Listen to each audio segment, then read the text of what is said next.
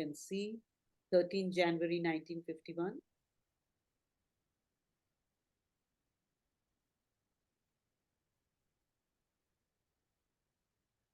So, Mother has made this statement in the Science of Living: an aimless life is always a miserable life. And she herself asks the question to the people gathered there, why? So, these are the various responses. Somebody says, if one has an aim, one can follow quietly the way which leads to the goal. So the mother says, it is not necessary to have a goal in order to follow the way quietly. So many men who have no goal follow quite calmly the course of their daily round without making any effort. You can also be very passive and quiet, you do without any aim. So she says that is not a the reason we should have an aim, or the reason life will become miserable is not because of this quietness or lack of it. Somebody else says an aim gives joy. So the mother says sometimes it takes an entire lifetime to attain one's aim. One would then find joy only at the end of one's life.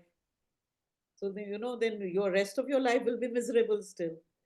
So this is also not good enough. Then a third person says an aim is an ideal, and an ideal is an enrichment. So the mother says, yes, but one may have an altogether material ideal. It is not the ideal which gives joy. So the fourth says, an aim gives a meaning, a purpose to life, and this purpose implies an effort, and it is an effort that one finds joy. Exactly. So it is not the aim that gives joy, it is the effort you make to achieve the aim. That is what gives the joy. It is the effort which gives joy. A human being who does not know how to make an effort will never find joy. You can have an aim, put it down in your diary, then do nothing about it, and say, but I have an aim, why is my life still miserable? Because you're not making any effort to achieve that aim. Those who are essentially lazy will never find joy. They do not have the strength to be joyful. So, even to be joyful, you need strength. To be able to bear joy, you need strength. It is effort which gives joy. Effort makes the being vibrate at a certain degree of tension, which here tension, she doesn't mean mental tension, okay? Like in the electrical, physical, physics, in the sense of physics. Effort makes the being vibrate at a certain degree of tension, which makes it possible for you to feel the joy. So when your being vibrates at that frequency, that translates as an experience of joy. Interesting, no? Then somebody asks the question, but is it effort which brings joy? But is the effort which brings joy an effort imposed by circumstances, or an effort which makes for progress? If you're forced to make an effort, we didn't choose, it was forced upon us, would it still bring joy? Now I want a volunteer to read the response. Harpreet, yes, go ahead. You are mixing up two things, one physical, the other psychological. It is quite obvious that an act done because one has decided to do it and an act imposed by circumstances, more or less favorable, do not have at all the same result. It is known, for instance, that people who follow yogic discipline often fast. Many yogic disciplines require very long fastings, and those who practice them are generally very happy to do so, for that is their own choice. But take this very person and put him in circumstances where food is scarce, either because it cannot be had or because the person has no money. and you will see him in a lamentable state, complaining that life is terrible, though the condition may be identically the same. But in one case, there was the decision not to eat, whilst in the other, the man did not eat because he could not do otherwise. That is obvious, but this is not the only reason. Clear? Is the example, I mean, she gives a brilliant example. The example is clear, but I wanted to read the first two lines once more. Maybe I can do it for myself. You're mixing up two things. Yeah, read them out.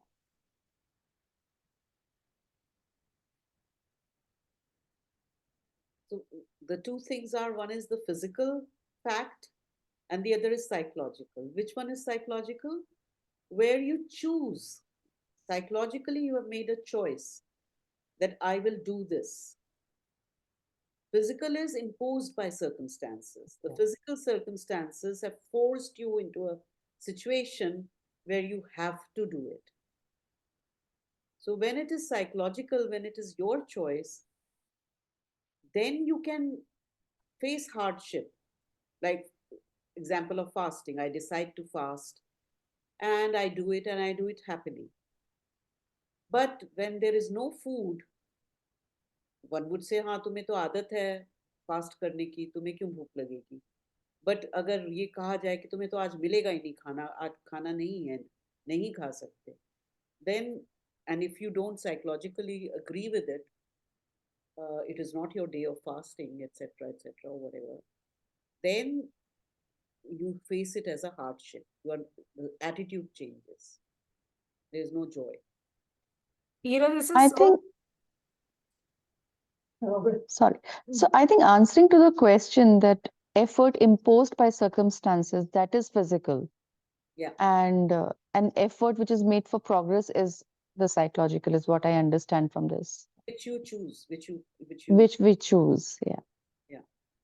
It's sort of funny why I was like, it was bang on. Last night, I was having a conversation with another artist friend of mine, and she told me the same thing. And I tried to, like, मैं इसको फिर जैसे कुछ और add करने के लिए हम घुमाते हैं conversation. When she said the same thing, she's been forced to live a nomadic life. And she said that, Harpreet, by choice, I'm nomadic, but that is what I choose. But now here, when circumstances are forcing me, my mental health has gone for a toss. Exactly the same thing she told me last night, and now I understand it better when the mother's explanation has come. But I have to read more to really understand it. I've not really understood it as of now, I would say. Next para. Am I reading or anyone else? Up to the group. Does anybody else want to read, or Harpreet may continue? So I'm continuing. It is only effort in whatever domain it be, material effort, moral effort, intellectual effort, which creates in the being certain vibrations which enable you to get connected with universal vibrations. And it is this which gives joy. It is effort which pulls you out of inertia. It is effort which makes you receptive to the universal forces. And the one thing above all which spontaneously gives joy, even to those who do not practice yoga, who have no spiritual aspiration, who lead quite an ordinary life, is the exchange of forces with universal forces. People do not know this. They would not be able to tell you that it is due to this, but so it is. Yeah. She's not, when she says universal forces, it does not mean another person. It is from the universe, the energy you receive. When you make an effort, you receive energy from the universe. And that is what creates this feeling of joy. But the element of choice, the psychological thing has to be there. You see, at times a circumstance may be imposed on you. In fact, that's what Sri Aurobindo and Mother say, that do disinterested work, do whatever comes to you as something which is given to you from the divine. Rina and I were talking about it today, no, at lunchtime. So once you decide that, once you say, okay, fine, this has been imposed on me, but it is for my progress or there's a purpose, and I now choose to do it. Immediately the attitude shifts, and then you can experience joy in it. What you earlier would normally would find boring, you can experience joy in it. But if the attitude is that somebody has imposed it, you are not in the mood and somebody says, nahi, baith ke ab movie dekho. Dekhna hi padega.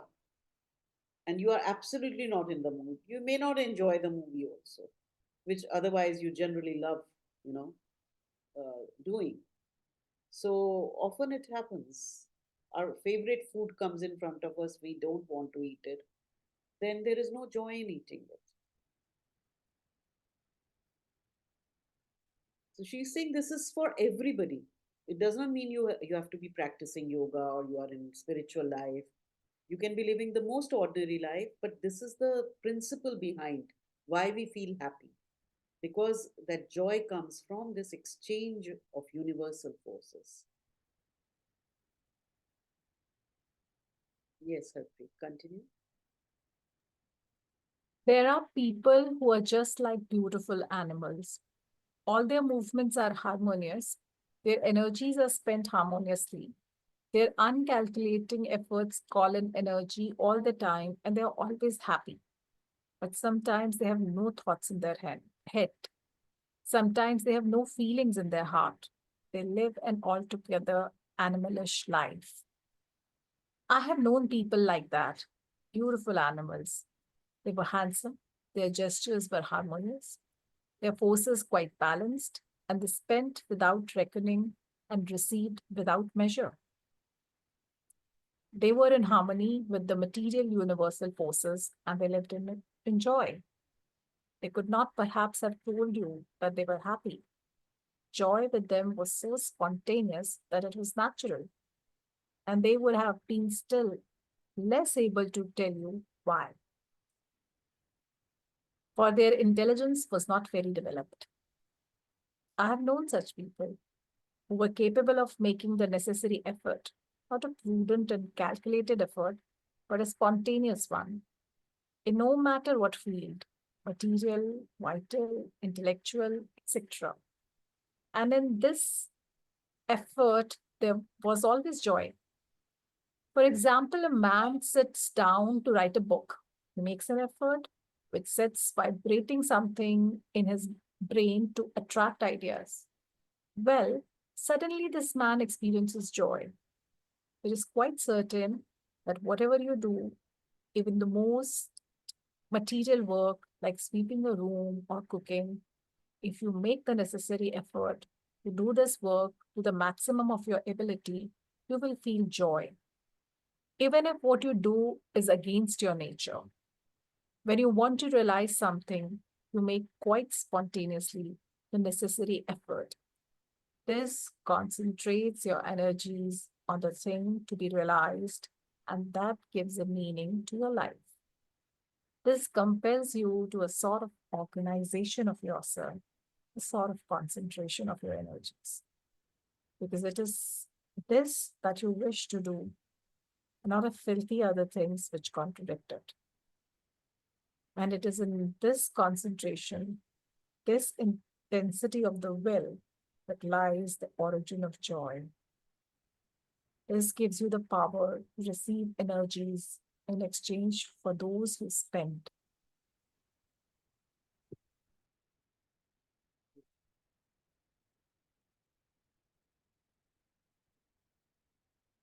Clear?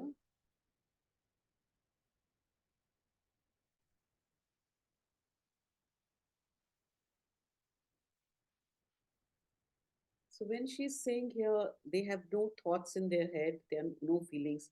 This is not the yogic state. She's not talking of yogis who have mastered and made their mind quiet or this thing. She's talking of people who are just existing, like she says, as beautiful animals. There is no self reflection, there is no much mental activity.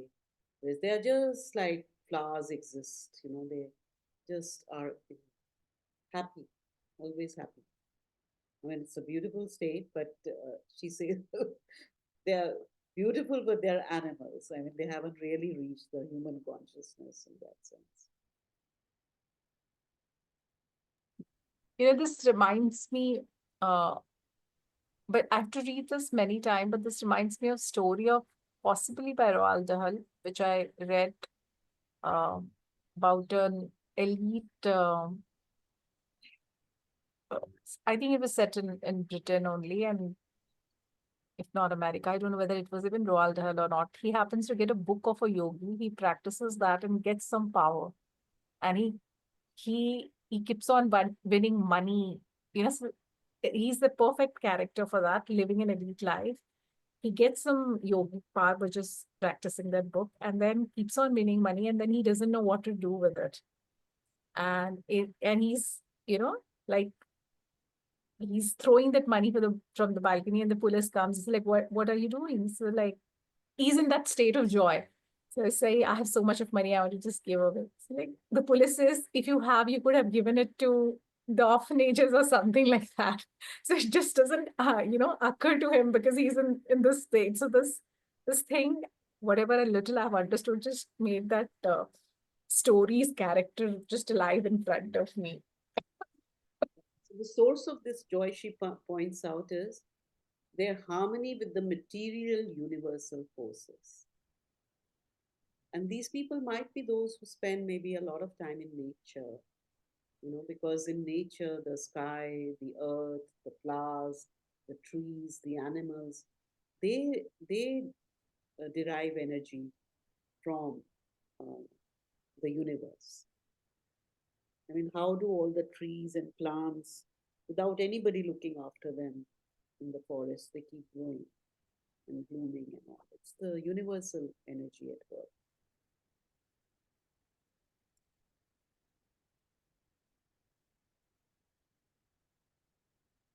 And then she talks about this, that whatever effort you make, it sets something vibrating. And even in the smallest effort, if you put in maximum of your ability, you will feel joy, even if the work is against your nature. And when you concentrate your energies on what you want to realize, it is this that gives a meaning to your life. And that's why the life is not miserable, because it compels you to organize yourself, concentrate your energies. And then, because of this intensity of the will and this concentration, joy comes.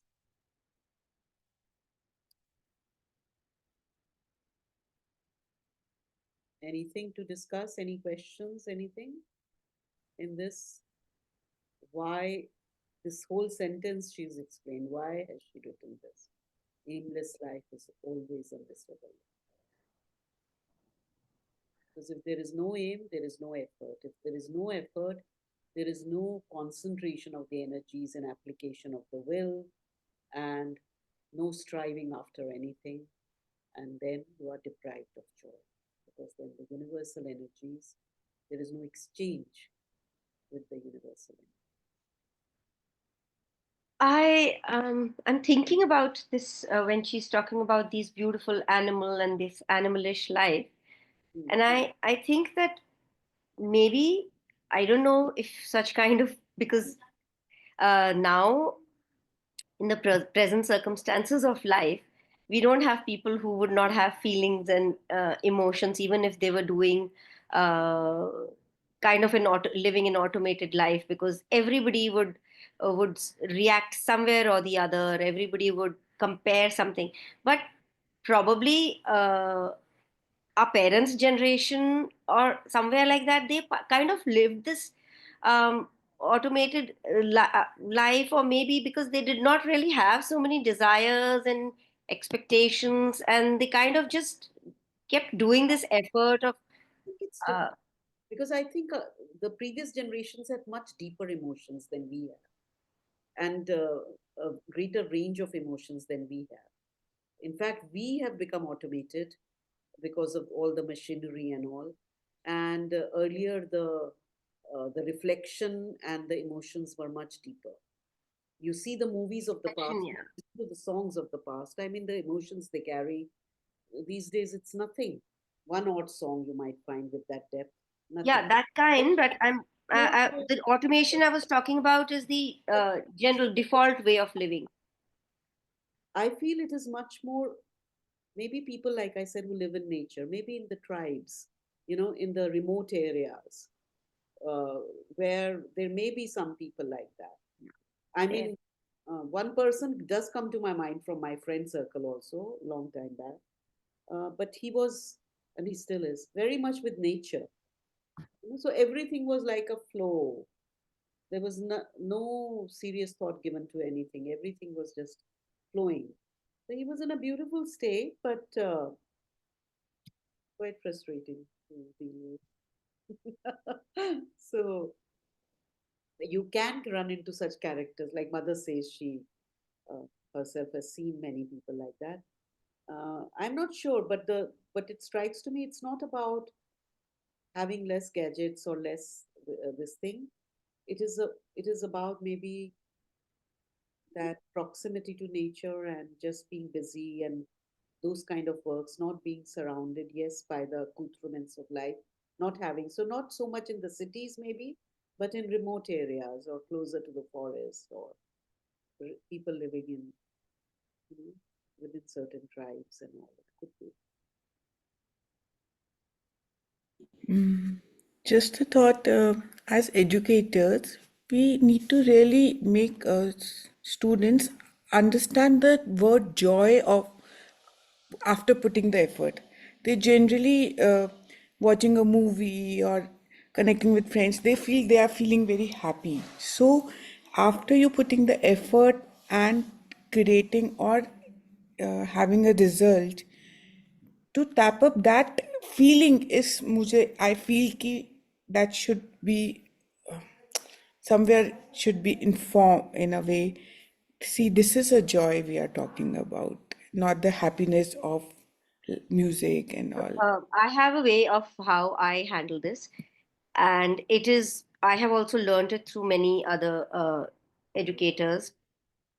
When we say, if we are with our children or with children in the school, when we say good job, we are appreciating the work that they are doing, and they then think that until unless I hear the good job from my elders, I am not pleasing them, and thus I am not pleasing myself. Okay, so there is no joy till the time they do not hear good joy. So instead of saying good job, the thing to ask them is, when supposing it's a child who shows you a color crayon colored picture or whatever, and so you ask them, how does that make you feel? So in that sense, the child is deriving and expressing whatever the child feels about, and then that makes you, then you say, add to it, and then you say that makes you happy, that makes you proud. So because a child wouldn't really know how to fish for joy, and when, because of our words and because of the way we portray things to the children with our sentences, the children start attaching joy or happiness or appreciation to adults, which is their parents or their teachers. So whenever my children come and tell me they had an exam or whatever, or they didn't do well or they did well, I ask them a simple thing: how did that make you feel? So but not just this sentence, a little more. So these are some things where uh, this kind of communication helps with the children in letting them know where to look for enjoy, not in others appreciation, not in your parents and teachers, but in yourself. Mm, very true. Also, the thing, Prerna, and it is with all of us, I suppose, as adults, if you look at children in their natural state when they are very young, newborn baby, they don't need any distractions, anybody to engage them, as long as their basic needs of security, food, comfort are met. They are not, they're in their own world and they're happy. They're full of, in fact, when you look at a young child, you are filled with joy. It is we adults. who start surrounding the child with things and make the child dependent on external stimulus, artificial stimulus, I would say. External to khair hota hi hai, but various things, and we start, especially these days, cluttering our homes with all kinds of toys, all kinds of material things to this thing. You look at the children who are without resources, the stick, the stone, all these things are sources of joy and games and creativity and all. But here it is the same thing, एक पूरा kit आ जाएगी और इसको ऐसे बनाओ, फिर दूसरी kit आ जाएगी.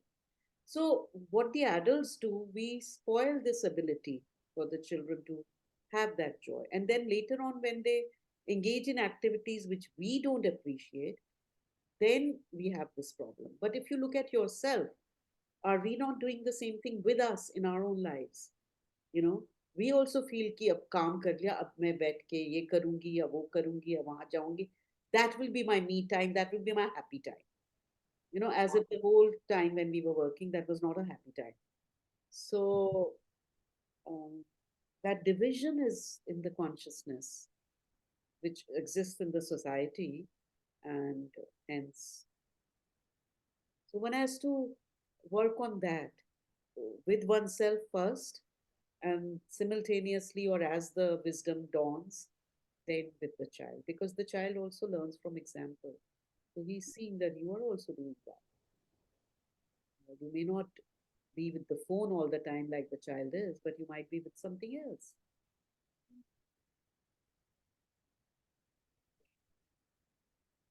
Right. So we are going slow. I mean, I never thought we are going to take so much time on one chapter, and abhi to aur bhi talks hai, abhi to aur questions hai. But it's interesting because a lot of things are coming up, and I have also not read these chapters with such extensive, you know, engagement with it. So thank you for that. Yeah, it's slow, but it's very engaging because we are trying to uh,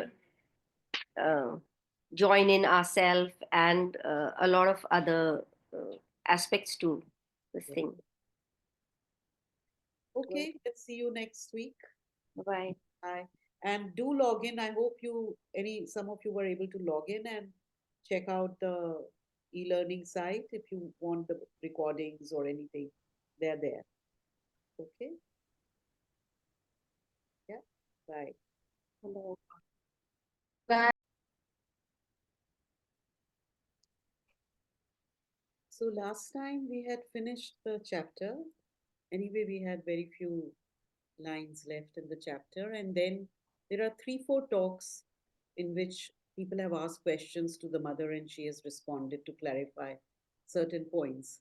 Last session, we took up the first question, which was around this first set of questions, rather, which was around this sentence: aimless life is always a miserable life. And where the mother initiated the question saying, why? What is behind it? Why is it a miserable life? And people gave various answers, and then she finally explained uh, what is it that creates the misery and what is it that brings the joy. Uh, Basically, being the effort we make to achieve the aim, that is what brings joy, because there is an exchange of universal energies. And the universal energies, when they come into us, they create a feeling of joy. So that's what we read. Now we'll continue. Can you hear me? Yeah, can you make yourself a little louder if possible? Okay, okay. I'll try. Yes. So we go on to the next sentence where people have asked her. Again, I ask somebody to read, not the whole thing, but we'll read in bits. So maybe somebody starts from here and reads till here. I have just one question before we begin, and I'm sorry I didn't read the last session, but what is a universal energy? You got a universal energy, Yeah, universal energies. which Like is she talks about the universal vibrations, here. It is only effort, whether it's material or intellectual, which creates in the being certain vibrate. What is this? Vibrations which enable you to get connected with universal vibration. This What gives is, joy, but full what is of universal inertia, vibration? receptive to the universal forces. But what are these universal forces? Like, for example, I mean, would you say that joy is an eternal for a universal force? I mean, what is, I don't know how to define it. Like, I don't know what the, Universal forces are also forces like what you get from the sunshine, from flowers, from the ether, from nature, being in nature.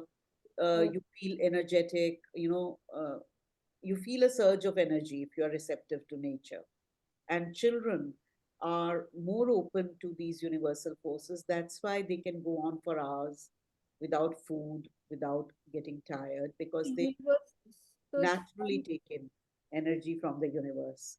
oh, I see. So universal force just means energy from the universe, from But nature. also, yes, what you said, joy is a universal force. I'll have to read more whether technically it is that or not. I don't know Okay. if that is how it will be said. But all these things, joy, love, they are universal principles. That's So, what I wanted to know, whether it was a universal principle or whether it is, from nature. So being in nature is what gives you the universal force, or whether it is tapping into one of these streams of, joy, love, etc., etc. because I would imagine, I mean, if one looks at one's own experience, yes, effort gives you joy, and she's explaining why this joy exists, how this joy comes into you, because it creates in the being certain vibrations which become receptive to the universal vibrations, and that creates the feeling of joy. But there are other things also, although you can say it's like when you just meditate simply, you experience joy. uh, well, that you might be doing it spontaneous, or there's spontaneous meditation. There is no effort involved, but there is joy. So I don't think joy would be only something which you can say it only comes in when you make an effort, but it exists otherwise also. No, That but I just want to know whether it was a universal principle or whether it is, I so mean, like, what are these technically I universal can't forces? answer you. Technically I can't answer you. I'll have to Oh, read more and see ठीक है. No, no, that's fine. That's fine. labels in any way. No problem. I think what mostly is meant here is what Anuradha was saying earlier is that when we are in those spaces, uh, natural nature spaces, and especially with children. Here, if we read these few last lines again, when you want to realize something, you make quite spontaneously the necessary effort. This concentrates your energies on the thing to be realized, and that gives a meaning to your life. This compels you to a sort of organization of yourself. It's not a mental organization, a sort of concentration of your energies, because it is this that you wish to do and not 50 other things which contradict it. Then it is in this concentration, this intensity of the will, that lies the origin of joy. This gives you the power to receive energies in exchange for those you spend. If it makes anything more clear for you, Ila, that's all. Because here also she says if you make the necessary effort to the maximum of your ability, you'll feel joy even if what you do is against your nature. So even if you don't want to do something, but you put all your effort into it, you will experience joy. That is what she's saying. This kind of an effort which brings joy is quite linked to contentment because you feel a certain uh, contentment after having achieved something and the strive that you made towards it. But more so, like I have experienced that I feel that joy comes after a lot of contentment, that yes, I was able to do this, I was able to endure through it. Actually, I don't know. I think I don't know about the word contentment, but to me, contentment can come from doing nothing as well.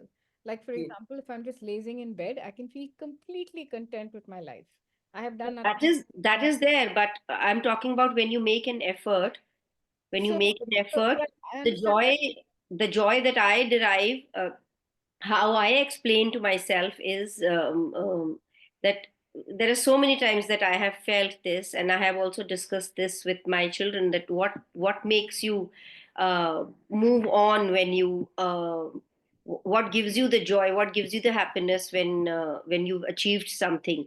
So we all we were all discussing this once, and this was what we came to, that we all realized, reflected, that we So, felt content after having endured that, having achieved that, which seemed daunting at first. so I would just like to point out one thing. For everybody, the experience can be different. Yeah. But the way I understand it, uh, it is not at a psychological level here that the mother is talking about, that sense of achievement or the sense of this thing. Because if you notice in the beginning, those kind of answers, she kind of says that, like somebody says, aim gives a joy.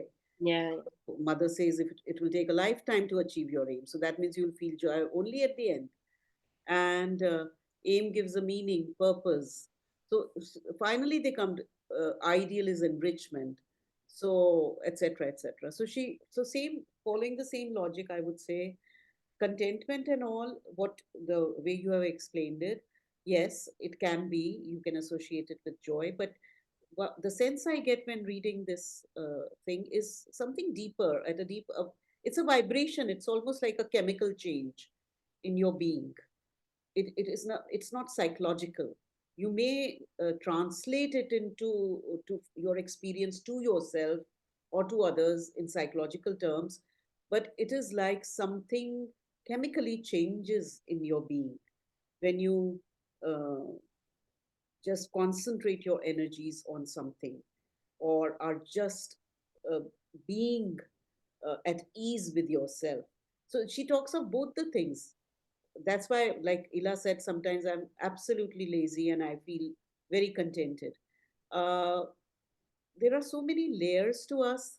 It might be in response to a need in the body, and then there is an aim of the body to get enough rest, and therefore that feeling of joy can happen.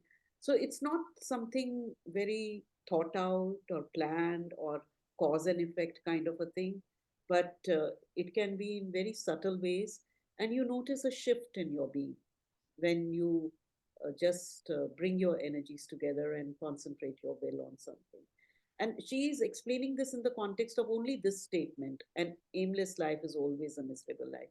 But then there are so many other circumstances also in which we experience joy.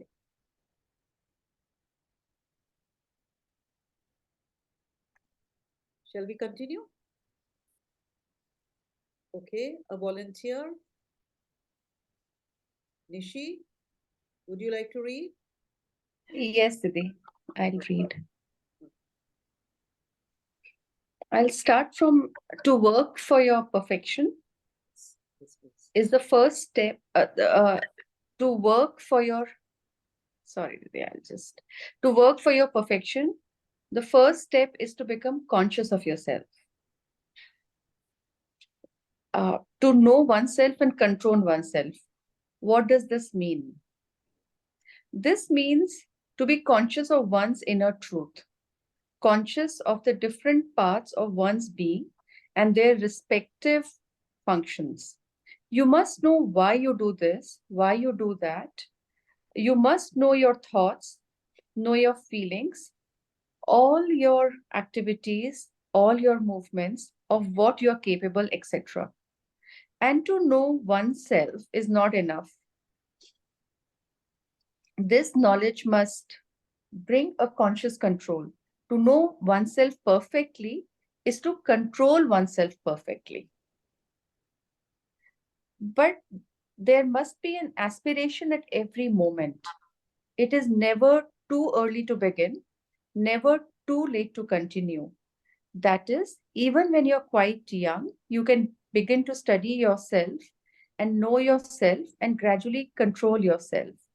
And even when you are what is called old, when you're quite aged, it is not too late to make the effort to know yourself better and control yourself better and better. That is the science of living. Thank you, Nisha. Before we open the discussion, I just want to clarify one thing. Uh, there is a note also here. I don't know what it is. No, this one. This is a translation. The original was written in French. So control word can have for us a quite a negative meaning, meaning of kind of suppression. Sometimes self-control is seen as self-suppression. So obviously, this is not the way this word is used. One could replace it with master, to know oneself and to master oneself. So it is that kind of self-mastery, basically, which is being hinted at, pointed out. Yeah. Or guide, Didi, would you replace it with the word like I'm able to guide myself because I have control on myself?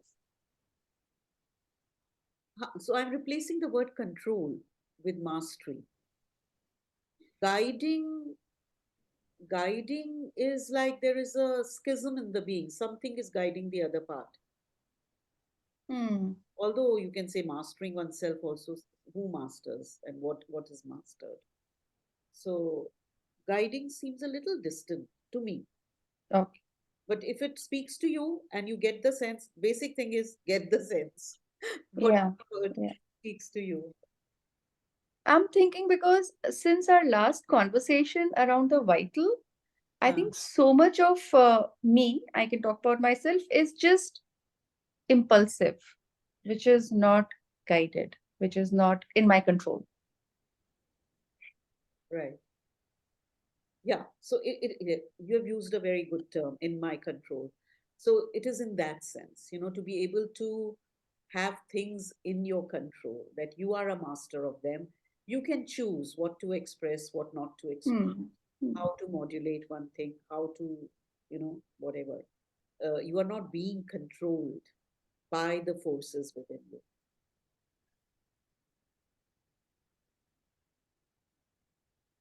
Should I So, continue? no, we will have somebody else, but if there is any question here or anything to discuss in this, I think, please explain this line. well, I would just sort of say that maybe, when Nishi was saying, I do things, without control, like I don't feel like I have control. I think I mean, I think what it says here is that as long as you're aware and you're aware of all the different aspects of yourself, and if you choose to say, okay, I'm going to let go, I'm going to be spontaneous, you also have control to the extent that you know what you're doing, meaning you're still spontaneous, but you're okay with being spontaneous because you've allowed yourself to be spontaneous, I think. So you're conscious of your inner truth, and maybe your inner truth is, I am a spontaneous person. I get a lot of joy out of being spontaneous. I want to remain like that because I feel that that's my authentic self. If that's the case, then I think that would apply quite well to this, because the first line says this means to be conscious of one's inner truth. You're conscious of the different parts of your being and the different functions. But I think being impulsive and being spontaneous are two different things.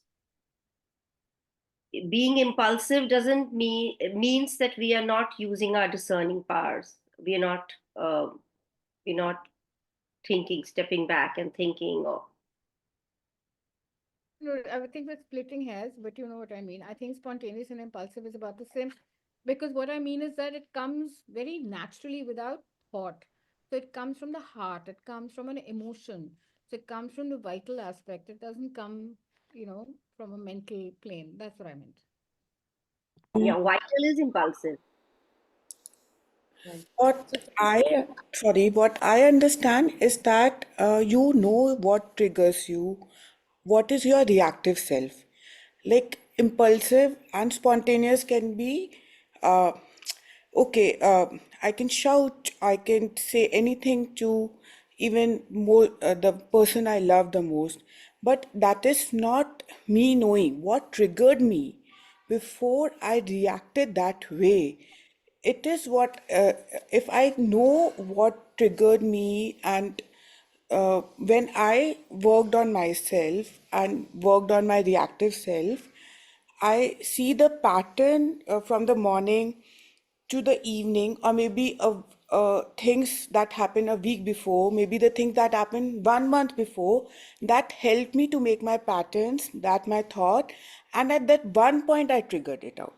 So I personally feel impulsiveness comes from reaction, your reactive self, but it is coming from the your inner fears, your inner thoughts, your inner uh, your something is there, that, and if you can find from where this particular action of mine coming is, knowing myself. That's I thought so. So there are two parts to this sentence, or two actions. One is knowing and one is controlling. In the knowing, yes, first of all, to be conscious of one's inner truth. Inner truth would mean the purpose of my life, why I have come upon earth, what do I have to achieve, who am I in my essential nature, which is not the vital, which is not the mind, which is not the physical. So that is the inner truth. First of all, to know that, and then to know the instrumentality, the outer being, which is the mind, the vital, the physical, and to be able to observe and understand their movements, their impulses, their reactions, their actions, their strengths, weaknesses, everything. That is first part. So that is what the mother is saying till here. And then she says, this is not enough. This knowledge must bring a conscious control. Now, the moment you talk of conscious control, uh, you can be spontaneous, but only if it is a psychic spontaneity.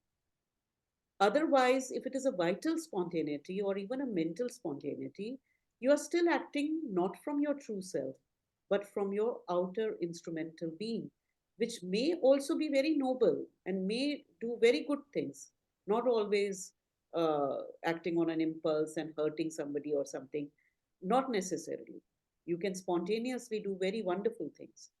So, then what Ila is saying, that if you consciously take the decision that okay, this is there, but in this situation I'm going to just let go and just allow myself.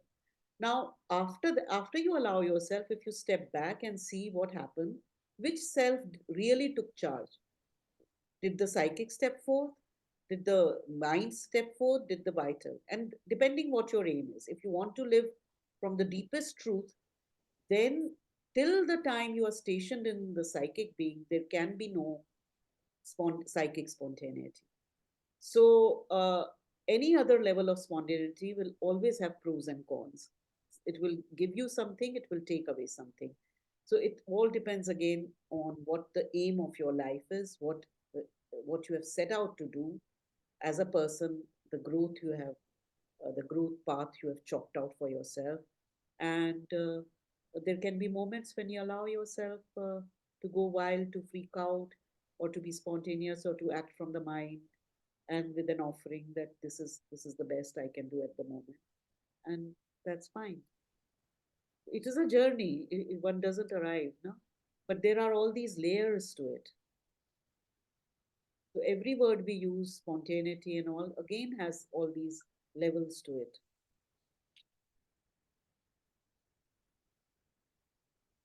And then she says there must be an aspiration at every moment. Now, to have aspiration at every moment, it requires a very high level of being inwardized, even while you are acting, doing the most mundane thing. Mundane things, even it might be easier, but you are like interacting, doing things fast paced, making a presentation, being present for an interview, cutthroat competition, to have an aspiration at every moment. So please remember, this is the science of living. So it is at a very, very, it is the deepest level. She's laying down the roadmap to it. and then for each one of us to see, okay, where we are.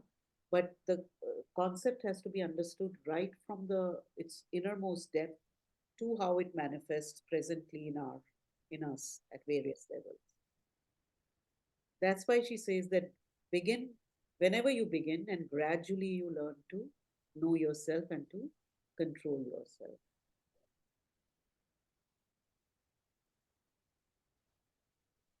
Any other comments, or shall we continue? We are still at this. She'll explain further. Sagarika, you want to read this? To perfect oneself, this paragraph? Yes, I will. To perfect oneself, one must first become conscious of oneself. I'm sure, for instance, that the following situation has arisen many times in your life. Someone asks you suddenly, "Why have you done that?" Well, the spontaneous reply is, "I don't know." If someone asks you, "What are you thinking of?" you reply, "I don't know." You you are sorry, "Why are you tired?"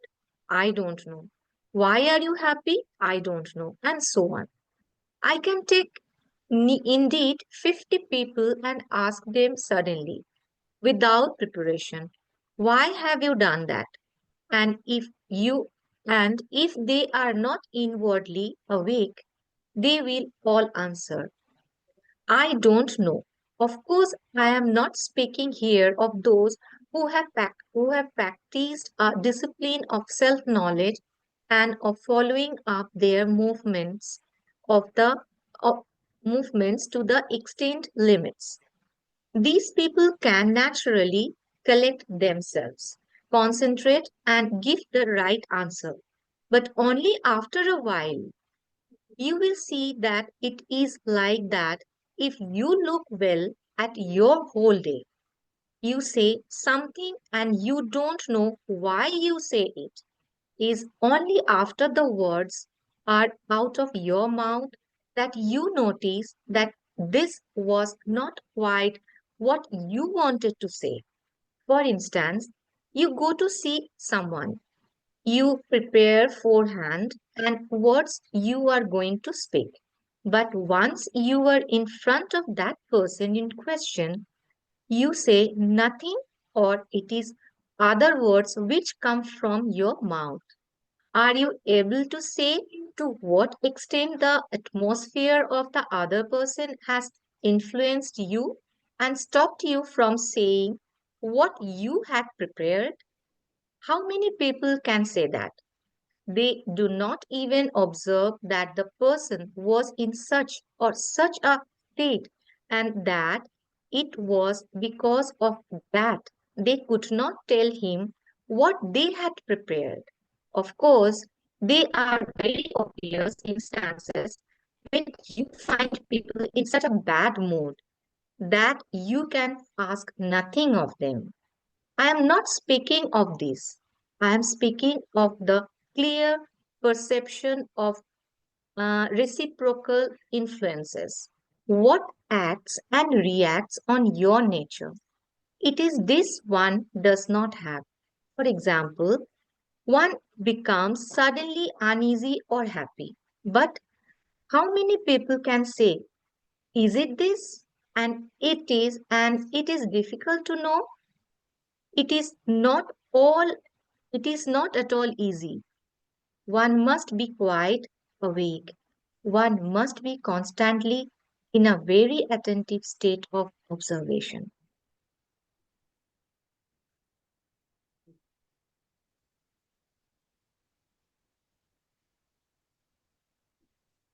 This is very true for me also.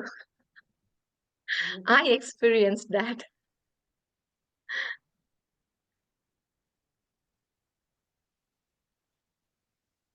Should I continue or okay? Let's wait. I think we all, would go through this because I don't know. I mean, I think to be constantly aware and constantly focused about exactly what you're doing at every point in time, I don't think most people are like that. I mean, most of us just, wander through life half awake, you know. So the aspiration is great to be completely aware. So you know all the time somebody asks you what you're doing, you know, oh, I'm doing this because this is this. I can also tell you, Sagarika, I also many times don't know what I'm doing. If somebody asks me why are you doing this, maybe 60% of the time I know, 70%. But definitely I cannot say that I have great awareness and I know exactly what I'm doing all the time. So here she has given three kinds of examples, and of course, there can be many more. One is when we are asked, you know, why we are, what we are thinking, what we are doing, why have we done, why have we said something. The other is where she's talking about when we say something or do something which we didn't intend to do. And in fact, we think of saying or doing something else, but we do something quite different. And to be aware of how we got influenced by an atmosphere that was prevailing or the other person's state of being, and to know exactly, what created that change in you. Sometimes you can be aware and you can consciously decide to withhold your words or to say something else, but most of the time it is unthinking. You just kind of respond to the atmosphere, and sometimes you're not even aware that you did it. And the third instance she's given is of where suddenly you feel uneasy, happy. Sometimes you feel, suddenly you start feeling tired, or suddenly you start feeling very restless, and you don't know why this is happening. There is no outer reason, and you just don't know that suddenly why your mood has shifted, something has changed in your being. So, yeah, I, all of us experience instances of all these things. So that is how she's pointing out, that becoming conscious of oneself is all the time to be awake, to know exactly what is happening within and what is the forces that are operating in you from inside, from around you, from above, all around. I think if we stop multitasking, maybe we can do a little more and pay a little more I attention. till Maybe till we're one more way. conscious in one thing, then maybe we can be multiply conscious. Yeah, And but we're not even conscious of any one thing, and then we're doing three things at the same time with equal level of unconsciousness. It's I, a bit hard, you know. yes. I really like the word, the phrase that she's used, inwardly awake. It's so true because you keep trying to bring your consciousness again, like it would be some minutes or hours, and you would tell yourself, oh my God, again, we've slipped down to our lower vital, our lower mind. And like she says here, the influence of the others. Actions or behaviors or the way of speaking or their vibe or whatever just comes to you, and then you have to suddenly go back inside and then put yourself up from your sleep mode, which is your inner self has gone for a sleep, and you acting out of your lower parts. It's so true every day.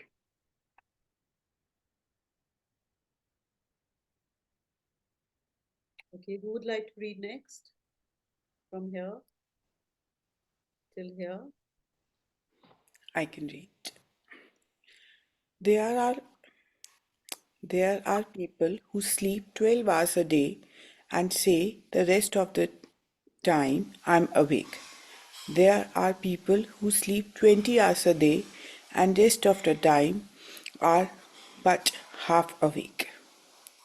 To this, in this state of attentive observation, you must have, so to say, antennae everywhere which are in constant contact with your true center of consciousness.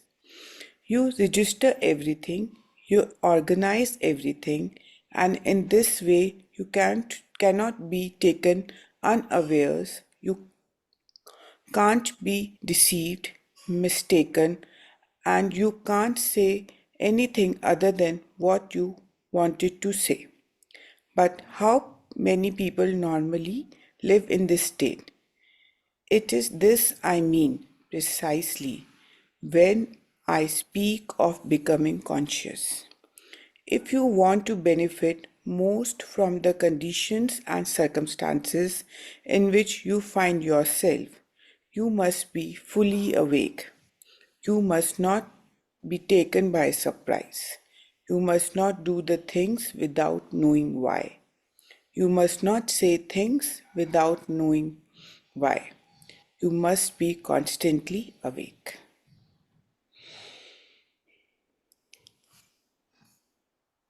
I continue. If anybody has Well, anything to my only comment would be, I mean, this is very difficult for normal people, right? This must be for people who are practicing sadhus, or who are spending most of the time in meditation, to be fully aware, totally conscious. Otherwise, when people are running about, having babies, looking after their children, managing a house, going to work, how can you do this? Is it possible? That's why it's integral yoga. That's why work is the most important thing. In What is the ashram in Pondicherry, that's why everybody's put to work. This yoga has to be done in work.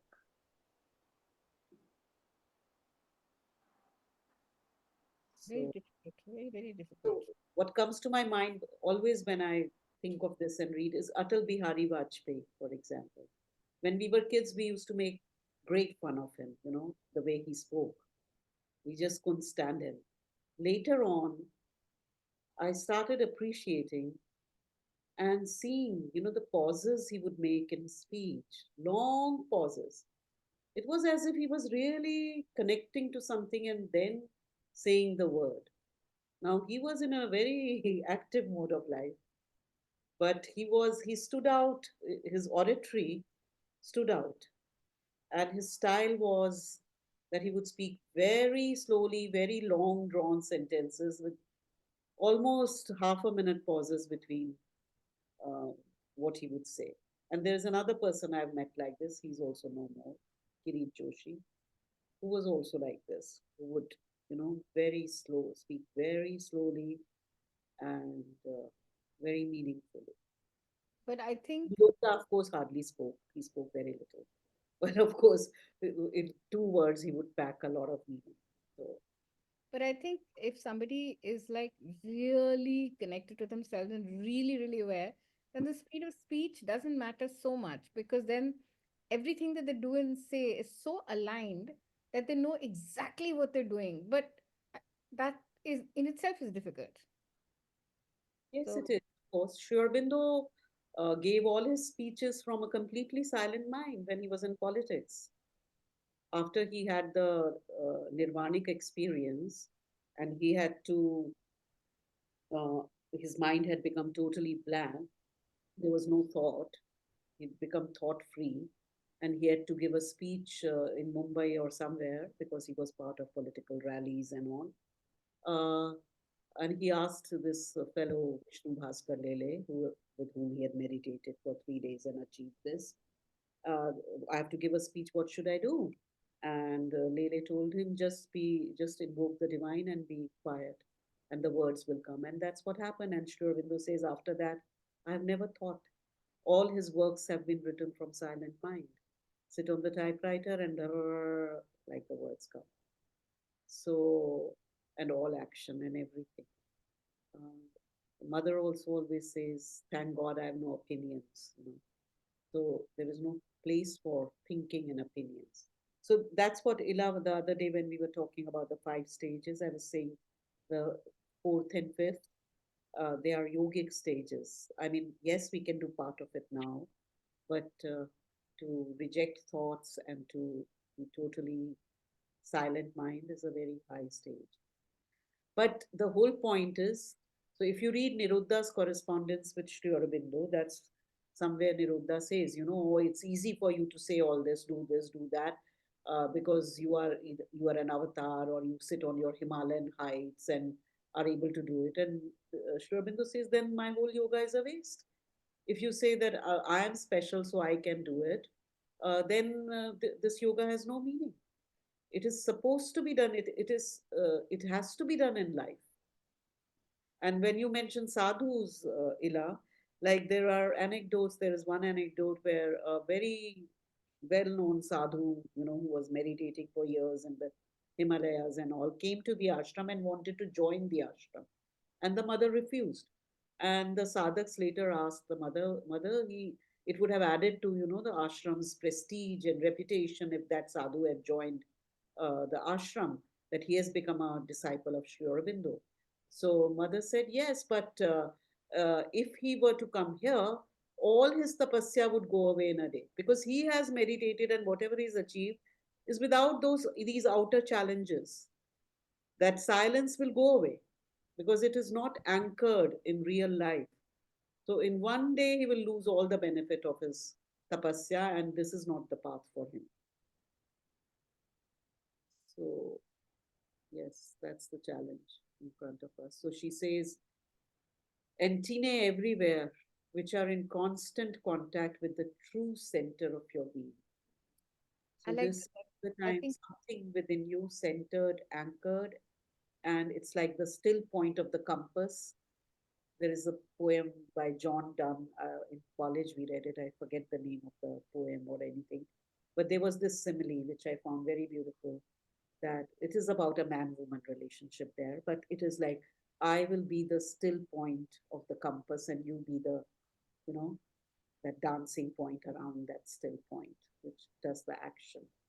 So the same simile in the Vedas or Upanishads, the two birds, one bird watches and eats not, and one bird eats. So that Purusha Prakriti, that witness self and the acting self. Yeah, somebody was saying something. no, I was just saying that this is also very, I mean, I was agreeing with you basically. This is also very powerful in terms of even imagery, because even to just visualize it, antennae everywhere, which is in contact with your true center, if you can actually visualize that, then in a way it sort of helps you create, I mean, I feel that it might help one create that level of awareness, because I think a lot of the time we don't use our antennae, meaning we use only speech or we use only hearing, but we don't really use, when she's saying antennae connected to your true center of consciousness, it's more than just the five senses, right? So I think to develop that and to continue to create that, to just be aware of it will develop it, I think. So I think it's, to me, sounds like very powerful imagery, because if, for example, I imagine myself as my center of consciousness is inside and I have all these antennae sticking out, I can collect much more and therefore be much more aware as a result of that. Yeah, and the antennae are also pointed inwards. They're collecting from inside and expressing that outside. Inside also, inside to out. Yeah, This is talking about antennae going inward and connecting your inner, organizing everything inside you. Oh, I thought it's the other way. I thought it's connected to the inside, but taking in from outside and then connecting to the inside. So your inside we are you. very aware of we are very aware of what is outside. What we are not aware of is what is inside, the true Yeah. center of consciousness. Hmm. To be all the time in touch with it, to be aware of it, and to organize everything around it. And then what you say and do would come from there. So basically, she's saying this is what I speak of when I say becoming conscious. So to know oneself, to know myself, I have to become conscious. What does becoming conscious means? This is what it means. And the moment I become conscious, the more conscious I am, the more I will be in control of myself automatically. Because then if the action is coming from within, then it is in the control of the inner consciousness. So also the whole part of managing and controlling or mastery and all of this inner antennae. There's something that I want to share that I use with me, myself, and my children, is that we, instead of course, these consciousness words and all work, and now they understand, but when they were little, I used to use the word inner compass with them. So that's how it is. You would how would you tell them, explain them about discerning, or about where to listen to, or about how to get your insight to tell you what you would like, or what you're saying, or how you're feeling. So Yeah. of course this means a lot deeper, and it's at its deepest level, but for kids, Allowing to use this inner star image or yeah.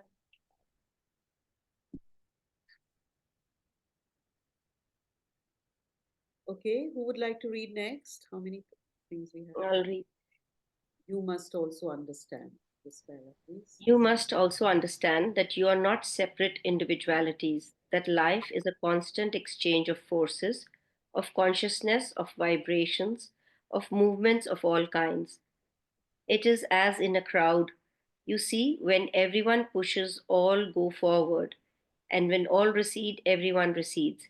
It is the same thing in the inner world, in your consciousness. There are all the time forces and influences acting and reacting upon you. It is like a gas in the atmosphere.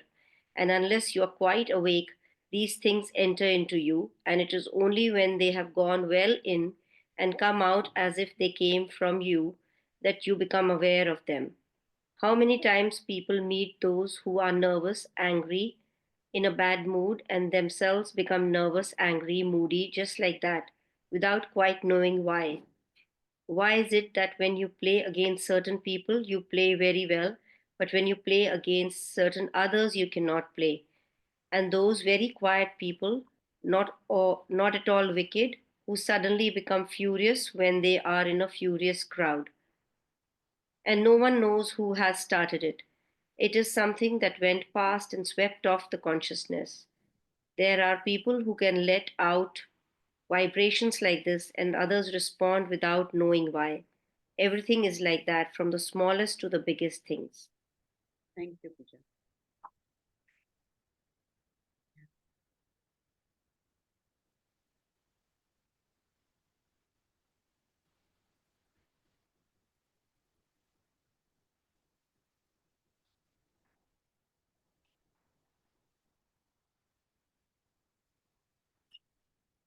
So just like when we fall ill, we are unaware, we are unable to see the virus coming towards us and not allowing it entry into our subtle aura. And when it comes into us, we feel, oh, the illness has come from something inside. You know, it is from within the illness or from inside my body or something, of the pain, all those kind of things. So it is the same at other levels also. So that's at the physical level, but also at other levels, psychological, emotional, and that is what she's uh, giving here. And then we feel as if it is ours, that it is coming my anger, you know, my bad mood, my ill will, my whatever, whatever, even the good things. So actually, these are all forces and vibrations all around us, and within us they enter. Like she says, it's like a gas in the atmosphere. So this all of us have experienced, and this crowd phenomena is so very well known. Uh, that's why it's so, when there is a, even for a righteous cause, when there are a huge crowd gathered, it's so easy to incite violence and things like that, because uh, you can actually tangibly feel uh, as if there was a energy field which somebody just, you know, just has to do this and the crowd will be incited to violence so easy. Anything that anybody wants to discuss here, or we shall we move ahead? Anuradha, why it is happened like this part? Why it is that when you play against certain people, you play well? Can you explain more this part? Yeah, I understand what you're talking about. Yes, why it is so? So she's saying it in the, this is an example she's giving in the context of the same thing, that there is always a constant exchange of forces, vibrations, movements. So against certain people, you play very well. When you play against others, you cannot play. So it is perhaps there, their energy, their consciousness, their that is affecting you. You know, some people elsewhere she's talked about also that with some people, if you talk, you feel completely depleted, even if you talk very little, because they are like suckers. They suck on your energy and they take away your energy. They're like parasites. And you do meet people like that. If you notice yourself, you will see. And with certain others, when you talk, even if you talk a lot or you talk little, you come away feeling refreshed, recharged. It doesn't, I'm not talking of the content of what you spoke about. That also, of course, has an impact. But just being with a certain person fills you with calm, ease, energy, Yes, enthusiasm. very true. So same way in the game, she's giving an example. Ila, you may have experienced this more than us. So Well, actually, it's true. And even in pranic healing, one of the things they say is that there are some places which are filled with negative energy and it impacts people quite negatively, like hospitals. So, where there's a lot of death and sorrow and grieving. So, when you walk into a hospital, if you're a very sensitive person, you will immediately feel it. And you will start feeling sad and nervous and, anxious, even though you may not have anybody who is in that state. So, in pranic healing, one of the things they say is that you should protect yourself with, eh, pranically with your own energy before you go into places you know are going to be negative, or you're going to be meeting people who you know are going to be negative. So there is a way of actually protecting yourself. So I think this is quite a well documented or well discussed hmm. thing that, people. Even Huh? cities and countries have like the moment you land in Delhi, tamas fills you. Mm, Delhi has a very tamasic energy, I always feel. Mumbai has a more rajasic energy. mm, Uh, you can actually feel it the moment you come into the city that now. So, mm. Yeah. okay, who wants to read next? I can read the next one. Okay. To be individualized in a collectivity, one must be absolutely conscious of oneself. And of which self? The self which is above all intermixture, that is what I call the truth of your being. And as long as you are not conscious of the truth of your being, you are moved by all kinds of things without taking any note of it at all. Collective thought, collective suggestions are a formidable influence which act constantly on individual thought. And what is extraordinary is that one does not notice it. One believes that one thinks like that, but in truth, it is a collectivity which thinks like that. The mass is always inferior to the individual. Take individuals with similar qualities of similar categories. Well, when they are alone, these individuals are at least 2 degrees better than people of the same category in a crowd. There is a mixture. There is a mixture of obscurities, a mixture of unconsciousness, and inevitably you slip into this unconsciousness. To escape this, there is but one means: to become conscious of oneself, more and more conscious and more attentive. Yeah, I mean, honestly, to spend time with one's family, socializing, you slip into unconsciousness. That's what I feel, at least for me. Most Mm. that's what happens. Is this clear? This influence of the collectivity on the individual? Yeah, Shall we go ahead? yeah. You want me to read or someone else? Yeah, you can read it. Okay. Try this little exercise. At the beginning of the day, say, I won't speak without thinking what I say. You believe, don't you, that that you think all that you say? It is not at all true. You will see that so many times the word you do not want to say is ready to come out, and that you're compelled to make a conscious effort to stop it from coming out. I have known people who are very scrupulous about not telling lies, but all of a sudden, when together in a group, instead of speaking the truth, they would spontaneously tell a lie. They did not have the intention of doing so. They did not think of it a minute before doing it, but it came like that. Why? Because they were in the company of liars.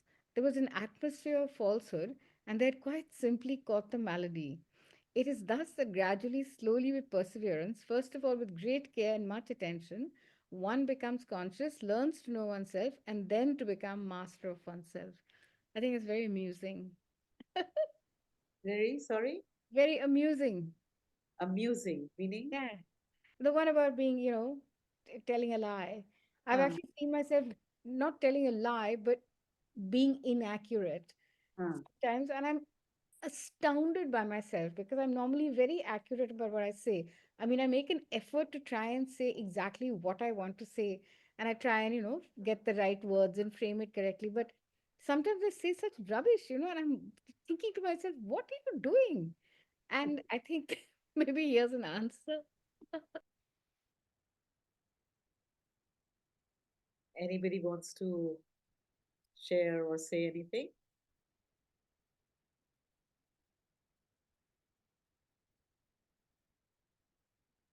I'm reminded of a humorous anecdote Sri Aurobindo has shared.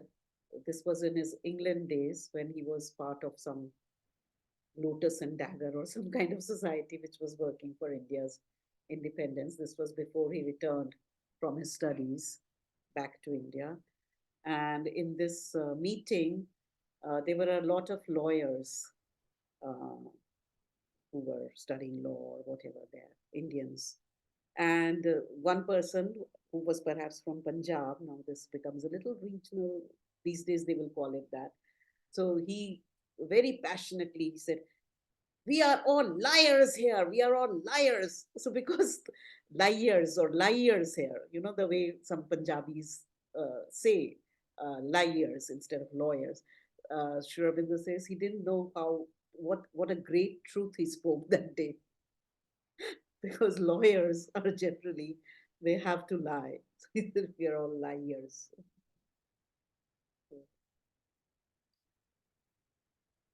Yeah. Anything?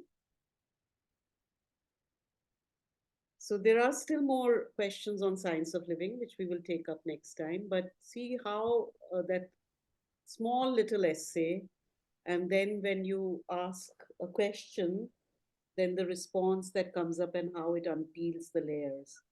And if you read Mother's conversations, the transcripts, that is, of the Mother's conversations, which is what most of the collected works of the Mother are about, they are transcripts. Very few are original writings, and a few are letters that she wrote. You see that she would emphasize that you have to frame the question correctly. She would keep pushing the questioner to frame the question correctly because that itself clarifies the mind as to what one is really wanting to ask. So even when you read the exchange, besides what she's saying and the depth that unfolds, even I always find it very interesting to see, what is how she's training the mind and how she's kind of peeling off the layers.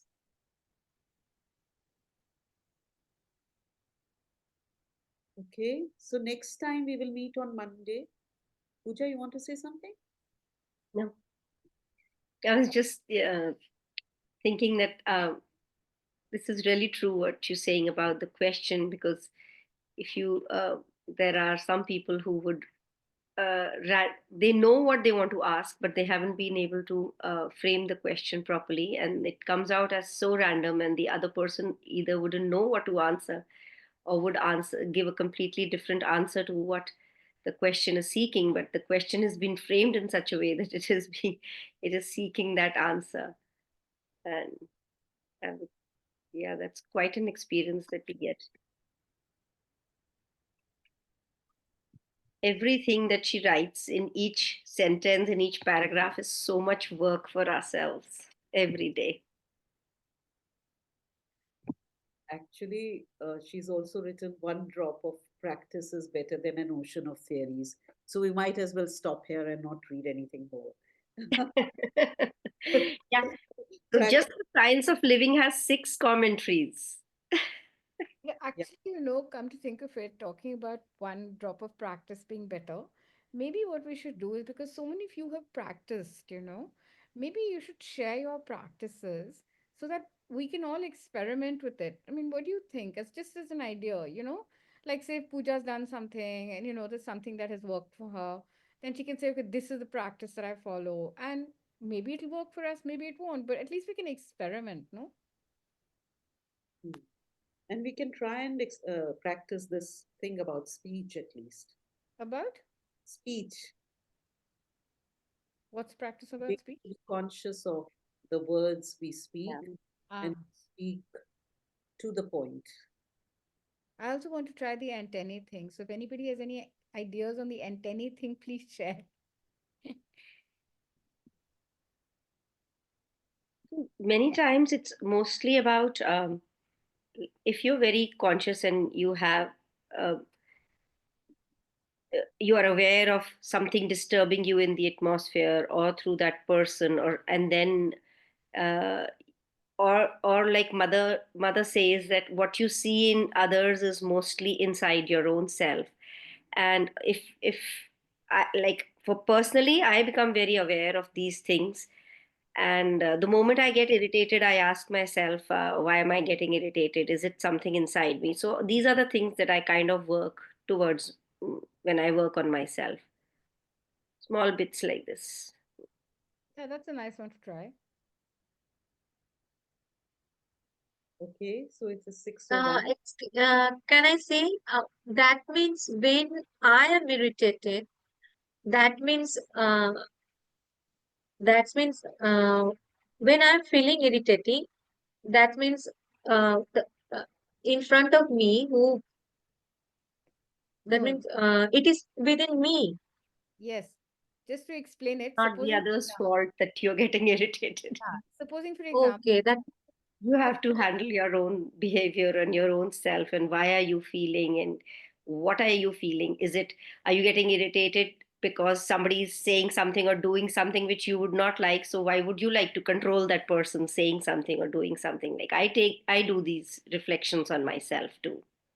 okay. When something is beyond my control में मतलब जब हम एक साथ रहते हैं, जब वो सही ढंग से नहीं होता है, जब मतलब एक डिसिप्लिन में नहीं होता है, तो जब इनडिसिप्लिन हो जाता है, तो व्हेन आई से समथिंग टू अदर्स, तो जब उसमें मैं इरिटेशन नहीं आना चाहिए मुझे फिर नहीं, बिकॉज आई बिलीव दैट वो डिसिप्लिन अगर एक लेवल तक अपने आप ठीक नहीं हुआ, तो वो मेरी ड्यूटी नहीं है उसको ठीक करना. वो the other self person has to do it, and I will take care of how I am disciplined, and okay maybe okay create an example for the others to see. But okay I can't keep correcting others. Know that I know I can keep correcting others Or okay generally also, even in the house, you can't keep correcting everybody because it's like nagging and taking out somebody's faults, and then it's more of an environment which is being spoiled. but there's okay also another practice, and that is, if you spot it, you've got it. So, for example, if you are irritated because somebody is not doing their job well, then you have to look inside of yourself and see how many times you have not done a job well. Because that not doing a job well, and being irritated by that somewhere is reflecting something that you are like. It is in you, inside you, which is why it is irritating you. So if you can fix that, then it won't irritate you so much. Okay thank you Okay, doke. Talk to you all next week. Bye. See you Monday. Bye. You. Bye. Bye, everybody. Bye thank you